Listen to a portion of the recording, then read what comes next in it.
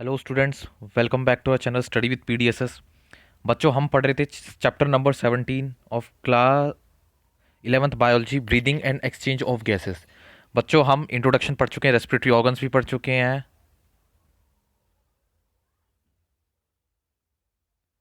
Sorry, human respiratory system भी पढ़ चुके हैं। फिर क्या क्या पढ़ चुके हैं? Mechanism of breathing. और क्या पढ़ चुके हैं? Respiratory volumes and capacities. आज क्या पढ़ना है? Exchange of gases. जो हकीकत में मतलब गैसेस कैसे एक्सचेंज होती है, कैसे गैसेस एक्सचेंज होती है। ठीक है, आज हम वो पढ़ेंगे। कैसे मतलब? ये पूरा सिस्टम देख लीजिए आप। आपको सिर्फ करना क्या है, आपको समझना है कहाँ प्रेशर ज़्यादा है, कहाँ प्रेशर कम है। एक बार इसको देख लीजिए। एटमॉस्फेयर में कहाँ प्रेशर ज़्यादा है? एटमॉस्फेयर में सबसे ज़्यादा प्रेशर किसका है? ऑक्सीजन का। ठीक है, एटमॉस्फेयर में सबसे ज़्यादा प्रेशर किसका है? ऑक्सीजन का। और फिर किसका है? कार्बन डाइऑक्साइड का बहुत कम है। एल्विलाई साइड पे किसका ज़्यादा है? सबसे ज़्यादा कंसनट्रेशन एटमॉस्फेयर प्रेशर वो है एल्विलाई का। फिर है कार्बन डाइऑक्साइड का कम है। लेकिन ऑक्सीजनेटेड ब्लड में किसका ज़्यादा है? ऑक्सीजनेटेड ब्लड में, सॉरी, डीऑक्सीजनेटेड ब्लड में किसका ज़्यादा है? कार्बन डाइऑक्साइड का। और डीऑक्सीजनेटेड ब्लड में ऑक्सीजन का जो प्रेशर है या जो क्वांटिटी है वो कम है। ऑक्सीजनेटेड ब्लड में कितना है? ऑक्सीजन ज़्यादा है as compare to carbon dioxide. और टिश्यू साइड पे क्या होता है? टिश्यू साइड पे क्या होता है कि बस अभी रट लो, अभी मैं आपको समझाता हूँ आगे क्या होता है। टिश्यू साइड पे क्या होता है? जो ऑक्सीजन की क्वांटिटी वो कम होती है। अब देखिए क्या है यहाँ पे। Alveoli are the primary site of exchange of gases.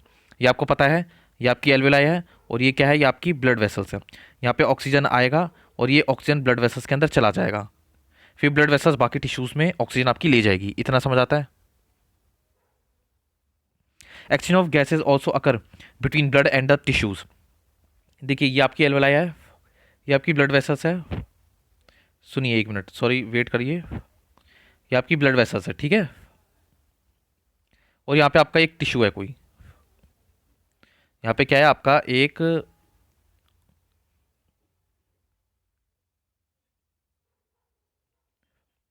यहाँ पे आपका है एक टिश्यू, घेरा। ठीक है। अब इस टिश्यू को चाहिए ऑक्सीजन। तो क्या होगा? देखिए, ऑक्सीजन के लिए अंदर आते हैं ग्रीन कलर। ऑक्सीजन है, ऑक्सीजन क्या होगा? अंदर आएगा। और कहाँ जाएगा ऑक्सीजन? धीरे धीरे करके ब्लड वेसल्स के थ्रू कहाँ जाएगा? आपके टिश्यू में। तो यही लाइन यहाँ पे लिखिए क्या? Exchange of gases also occur between blood and tissue. ठीक है। Oxygen carbon dioxide exchange in the sites bye simple diffusion mainly based on the pressure और कंसंट्रेशन ग्रेडियंट। सिंपल सी बात है, जो ऑक्सीजन और कार्बन डाइऑक्साइड है, जैसा कि बताया, मान लो ये पार्टीशन है, यहाँ पे दीवार है एक। ठीक है, यहाँ दीवार है, यहाँ ऑक्सीजन के 3 मॉलिक्यूल्स हैं, यहाँ ऑक्सीजन का 1 मॉलिक्यूल है। तो ये मॉलिक्यूल इधर से इधर जाएगा। क्यों? क्योंकि इस साइड पे ऑक्सीजन का जो क्वांटिटी वो ज़्यादा थी, इस साइड पे कम थी। इस साइड पे ऑक्सीजन का जो प्रेशर था वो ज़्यादा था एज कम्पेयर टू इधर। तो ये इधर से इधर मूवमेंट होगा ऑक्सीजन का। तो इसलिए इन्होंने बोला है जो डिफ्यूजन होगा, इस प्रोसेस को डिफ्यूजन कहते हैं। इधर एक जगह से दूसरी जगह जाना जाना। तो जो डिफ्यूजन होगा वो कैसा होगा? प्रेशर और कंसंट्रेशन ग्रेडियंट के ऊपर। जहाँ पे प्रेशर ज़्यादा होगा, यहाँ पे प्रेशर ज़्यादा है तो यहाँ से यहाँ शिफ्ट होगा। जहाँ पे कंसंट्रेशन ज़्यादा होगी, अगर यहाँ पे कंसंट्रेशन ज़्यादा है इस साइड पे, तो ये यहाँ से यहाँ शिफ्ट होगा। तो जहाँ पे भी प्रेशर या कंसंट्रेशन ज़्यादा होगी, वहाँ से कहाँ शिफ्ट होगा? जहाँ पे प्रेशर और कंसंट्रेशन कम होगी। तो समझ आ गया? Solubility of the gases as well as the thickness of the membrane involved in diffusion are also some important factors that can affect the rate of diffusion. Diffusion का मतलब ही क्या है? मान लो इधर ये O2 के कितने मॉलिक्यूल्स है? 6 है मान लो। ठीक है, O2 के कितने मॉलिक्यूल? 6 है। और यहाँ पे कितना है? 1। आपने बोला इधर O2 का क्या है? कंसंट्रेशन ज़्यादा है। या ये कह दो कि O2 का प्रेशर ज़्यादा है। तो क्या होगा? यहाँ पे O2 यहाँ से यहाँ मूव करेंगे तब तक जब तक ये O2 यहाँ से हटकर यहाँ आ जाएंगे। तो कितने हो जाएंगे? 3 3 दोनों में हो जाएंगे। नहीं, सॉरी, इधर से भी ये हट गया मान लो, तो 3 3 इधर दोनों में 3 3 हो जाएंगे। तो इसे कहते हैं डिफ्यूजन। डिफ्यूजन तब तक चलेगा जब दोनों बराबर सिचुएशन में ना आ जाए। और दूसरी बात, डिफ्यूजन का जो है, डिफ्यूजन डिफ्यूजन किस किस के ऊपर डिपेंड करता है? दूसरी बात, सॉल्युबिलिटी। पहला तो हो गया प्रेशर और कंसंट्रेशन ग्रेडियंट। पहला हो गया प्रेशर और कंसंट्रेशन ग्रेडियंट। दूसरा है सॉल्युबिलिटी और थिकनेस ऑफ द मेम्ब्रेन। जितनी ज़्यादा गैस सॉल्युबल होगी, मान लो O2 मान लो पहले थिकनेस, अगर मान लो ये मेम्ब्रेन ज़्यादा थिक हुई तो क्या O2 इधर से इधर ट्रांसफर कर पाएगा? नहीं कर पाएगा। कर पाएगा पर मुश्किल होगी। तो थिकनेस का फैक्टर आपको रिजॉल्ट हो गया। अब आता है O2 कैसे? अगर मान लो यहाँ पे वाटर है, वाटर छोड़ो, O2 है। ठीक है, यहाँ पे O2 है और यहाँ पे ऑक्सीजन है। मान लो ये ऑक्सीजन यहाँ पे सॉल्युबल नहीं है इतनी, तो ये आगे की तरफ ट्रांसफर नहीं हो पाएगी। समझ लिया? मान लो ये कोई यहाँ पे कुछ सॉल्यूशन है, यहाँ पे मान लो यहाँ पे कोई सॉल्यूशन है, ठीक है, O2 यहाँ डिफ्यूज़ होना चाहती है, ये समझ लो यहाँ पे कोई सॉल्यूशन है और यहाँ पे O2 बिल्कुल नहीं है, लेकिन यहाँ O2 है। तो O2 अगर डिफ्यूज होना चाहती है पर ये हो नहीं पाएगी, क्यों? क्योंकि इसकी सॉल्युबिलिटी इस सॉल्यूशन में इतनी नहीं है, चाहे बेशक यहाँ पे O2 जीरो हो।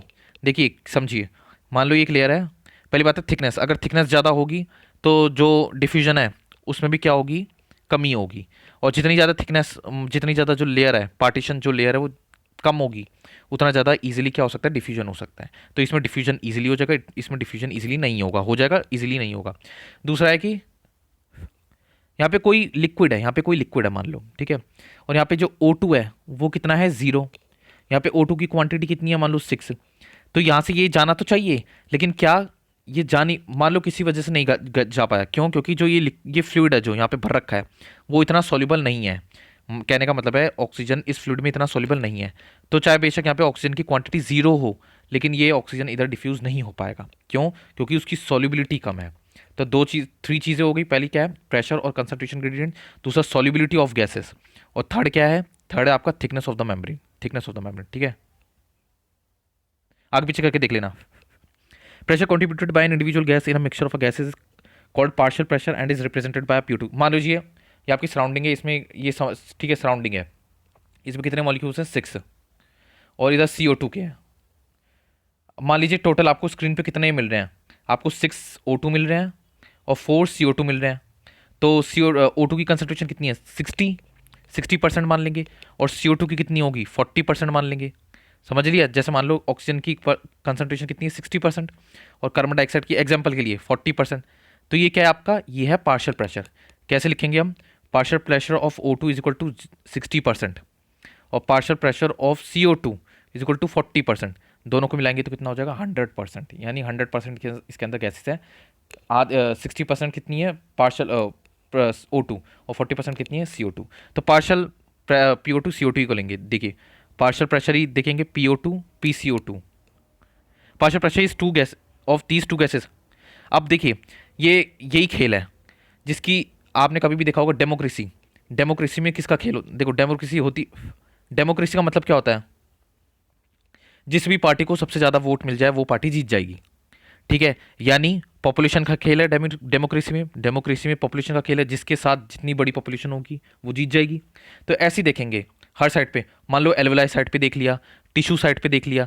अगर मान लो टिश्यू साइड पे, टिश्यू के अंदर अगर मान लो कार्बन डाइऑक्साइड ज़्यादा है और ऑक्सीजन कम है, तो क्या होगा, बाहर की तरफ कार्बन डाइऑक्साइड आ जाएगी, अंदर की तरफ O2 आ जाएगी। देखिए एक सिंपल सी बात है, ये लेयर है, यहाँ पे क्या है, O2 के कितने मॉलिक्यूल्स है, 6, CO2 के कितने हैं, 3। यहाँ पे क्या है, O2 के 3 और CO2 के कितने हैं, 6। इस साइड पे क्या है, O2 ज़्यादा है, इस साइड पे O2 कम है, तो O2 इधर से इधर शिफ्ट होगा। इस साइड क्या है, CO2 कम है, इस साइड CO2 ज़्यादा है, तो CO2 इधर से इधर होगा। तो जिस साइड ज़्यादा होगा वहाँ से डिफ्यूजन होके दूसरी साइड पे जाएगा। तो ये सारी आपको फिगर, अब देखिए बच्चों, ये सारी फिगर आपको यहाँ दे रखी है, सिंपल सा देखो। एटमॉस्फेरिक एयर में सबसे ज़्यादा क्या होता है आपका, ऑक्सीजन। एल्वेलाई पे सबसे ज़्यादा क्या होता है, ऑक्सीजन, एल्वेलाई के अंदर। ऑक्सीजनेटेड ब्लड में सबसे ज़्यादा क्या होता है, ऑक्सीजन। डीऑक्सीजनेटेड ब्लड में सबसे ज़्यादा क्या होता है, कार्बन डाइऑक्साइड। और टिश्यू पे क्या होता है, कार्बन डाइऑक्साइड। तो 3 जगह क्या हो गया, 3 जगह आपका ऑक्सीजन ज़्यादा है और 2 जगह आपका क्या है, कार्बन डाइऑक्साइड ज़्यादा है। अब आगे देखते हैं कहाँ से कहाँ डिफ्यूजन होगी। ये एटमॉस्फेयर है आपका पूरा, जो भी बाहर दिखाई दे रहा है आपको, एटमॉस्फेयर है। एटमॉस्फेयर में ऑक्सीजन ज़्यादा है तो क्या होगा, पहले ऑक्सीजन का लेते हैं, तो ऑक्सीजन अंदर आएगी, ठीक है। एटमॉस्फेयर के अंदर ऑक्सीजन ज़्यादा है तो ऑक्सीजन अंदर आएगी। देखो यहाँ पे ये क्या है, ये है आपकी एल्वेलाई, और सराउंडिंग में क्या है आपका, एटमॉस्फेयर। तो दोनों को एक बार देख लेते हैं, इन दोनों को देखो, सॉरी इन तीनों को देखो। एटमॉस्फेरिक एयर में क्या है आपकी, ऑक्सीजन ज़्यादा है, और एल्वेलाई में क्या है, कम है। तो ऑक्सीजन का ट्रांसपोर्ट कहाँ से कहाँ होगा, ऑक्सीजन का ट्रांसपोर्ट यहाँ से यहाँ होगा, यानी एटमॉस्फेरिक एयर से लेके एल्वेलाई में होगा। और वहीं देखिए एटमॉस्फेरिक एयर में कार्बन डाइऑक्साइड कितनी कम है, एल्वेलाई में ज़्यादा है, तो एल्वेलाई से इधर कार्बन डाइऑक्साइड का शिफ्ट होगा। देखिए यहाँ पे समझ लीजिए, धीरे धीरे समझाऊंगा, ज़्यादा नहीं है। ये क्या है, सराउंडिंग एयर, ठीक है, सराउंडिंग एयर है। यहाँ पे क्या है, यहाँ पे ऑक्सीजन ज़्यादा है तो इसलिए ये यहाँ से यहाँ शिफ्ट होगा। और यहाँ पे क्या है, कार्बन डाइऑक्साइड कम है, तो कार्बन डाइऑक्साइड यहाँ से यहाँ होगा, ठीक है। CO2 चार्ट में देख लिया। अब आगे चलते हैं। अब लेंगे कंपैरिजन एल्वुलाई का और ऑक्सीजनेटेड ब्लड का, ठीक है। एल्वुलाई का और ऑक्सीजनेटेड, ये जो रेड रेड कलर की दिखाई दे रही है ना आपको, रेड रेड कलर की ये, इसमें तो यहाँ पे चले कंपेयर करते हैं।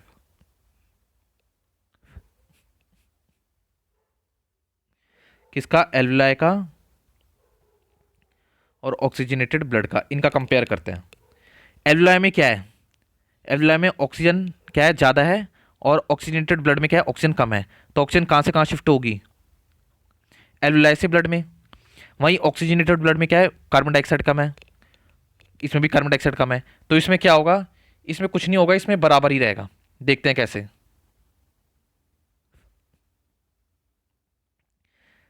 देखिए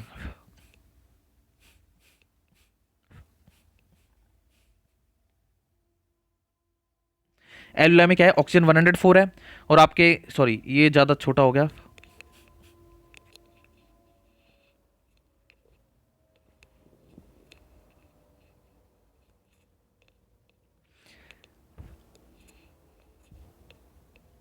एल्वुलाई में क्या है, आपका ऑक्सीजन ज़्यादा है, और यहाँ पे ऑक्सीजनेटेड ब्लड में क्या है, आपका ऑक्सीजन कम है। तो ऑक्सीजन कहाँ से कहाँ शिफ्ट होगा, ये जो एरो दिखाई दे रहा है ना आपको छोटा सा, ये देखिए ये वाला एरो, ये तो ऑक्सीजन कहाँ से कहाँ शिफ्ट होगा, ऑक्सीजन आपका शिफ्ट होगा एल्वुलाई से ब्लड वेसल में, इधर से इधर शिफ्ट होगा, ठीक है। अब आते हैं यहाँ पे कार्बन डाइऑक्साइड पे। कार्बन डाइऑक्साइड कितनी है यहाँ पे, 40। कार्बन डाइऑक्साइड कितनी है बच्चों यहाँ पे, कार्बन डाइऑक्साइड आपकी 40, इधर भी 40। यानी कार्बन डाइऑक्साइड आपने देखा है यहाँ पे, कार्बन डाइऑक्साइड इधर से इधर शिफ्ट होगा, कार्बन डाइऑक्साइड इधर से इधर शिफ्ट हो ही नहीं सकता, क्योंकि जो दोनों बैरियर है, इधर भी 40 इधर भी 40 बराबर हैं, तो कहीं से कहीं भी शिफ्ट नहीं होगा, ठीक है, सिंपल है। अब आगे चलते हैं यहाँ पे।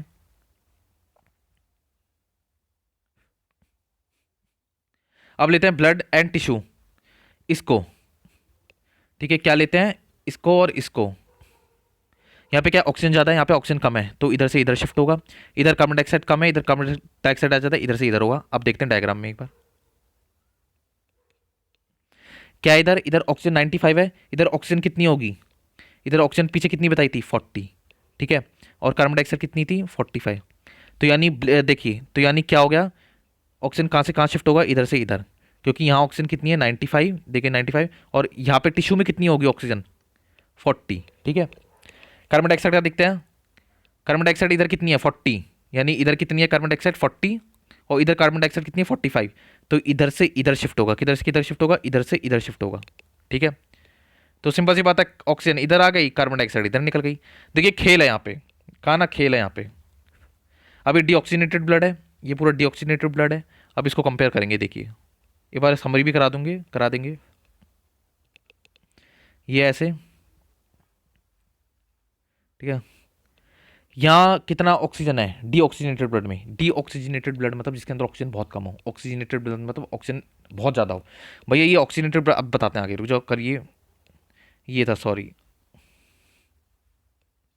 इधर ऑक्सीजन कम है, इधर ऑक्सीजन कैसा है, बराबर है, ठीक है, दोनों तरफ क्या है, ऑक्सीजन बराबर है, तो इनमें कोई भी डिफ्यूजन नहीं होगा।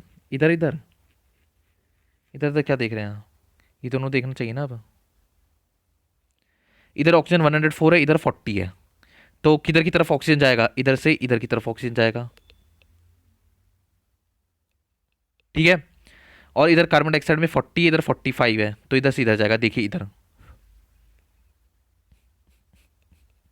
इस ब्लड में कितना है, ऑक्सीजन कितना है इस ब्लड में, 40, और कार्बन डाइऑक्साइड 45। इधर कितना है ऑक्सीजन 104, कार्बन डाइऑक्साइड कितना है ये, तो क्या होगा, ये जो 45 है कार्बन डाइऑक्साइड ज़्यादा है, कार्बन डाइऑक्साइड इधर से इधर जाएगा, ठीक है। और ये 40 है, इधर कितना है 104, यानी इधर ऑक्सीजन ज़्यादा है, इधर कम है, तो ये इधर से इधर आएगा। देख लिया इधर, ये पूरा प्रोसेस है। अब देखिए क्या होता है, ये आपका एल्वुलाई, ठीक है, ये आपका ऑक्सीजनेटेड ब्लड, ऑक्सीजनेटेड ब्लड मतलब जिसके अंदर ऑक्सीजन बहुत ज़्यादा हो, और डीऑक्सीजनेटेड ब्लड अंदर जिसके अंदर ऑक्सीजन की मात्रा बहुत कम हो। सही भी बात है। इधर क्या है आपका, इधर ऑक्सीजन ज़्यादा है, इधर ऑक्सीजन कम कैसे हो गया, क्योंकि टिश्यूज़ ने आपका ऑक्सीजन ले लिया इधर। देखिए दिख रहा है ना आपको, टिश्यूज़ ने आपका ऑक्सीजन ले लिया इधर, ठीक है। और कार्बन डाइऑक्साइड इधर छोड़ दिया, तो कार्बन डाइऑक्साइड की मात्रा ज़्यादा हो गई और ऑक्सीजन की कम हो गई। तो ऐसी इस पैराग्राफ को देखते रहिएगा और एक बार मैच करते रहिएगा, ठीक है। Solubility of carbon dioxide is 20 to 25 times higher than the oxygen. बस ये बात याद रख लो, जो सॉल्युबिलिटी है कार्बन डाइऑक्साइड की वो 20 to 25 times higher than oxygen है। ये नीट और सीबीएसई में पूछ लिया जाता है। Amount of carbon dioxide that can utilize through diffusion membrane per unit difference in partial pressure is much higher compare to that of oxygen. The diffusion membrane is made up of a three major layer, namely thin squamous epithelium of the alveoli, endothelium of the alveolar capillaries, and the basement substance composed of thin basement membrane supporting the squamous epithelium and the basement membrane surrounding the single layer endothelial cells of the capillaries.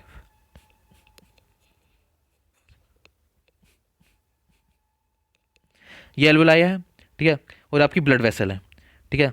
ये alveoli reason है और ये आपका blood vessel है। इसके अंदर एक layer ये दिखाई देगी, देखिए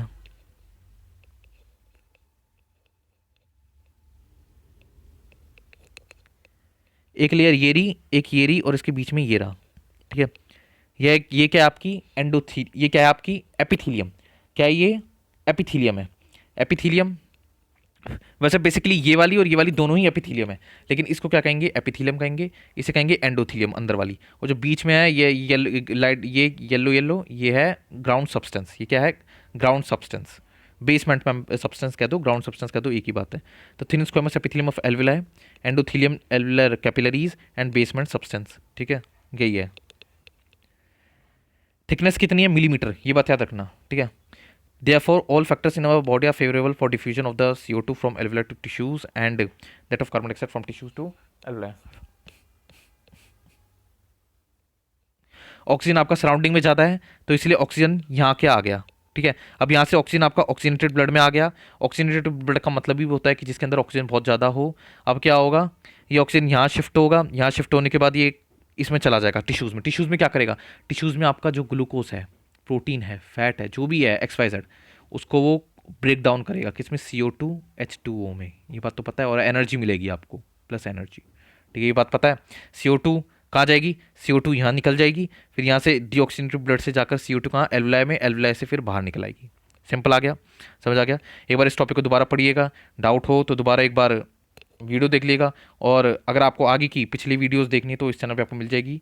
तो इस चैनल को लाइक शेयर सब्सक्राइब जरूर कीजिएगा, स्टडी विद PDSS। और thank you for watching this video.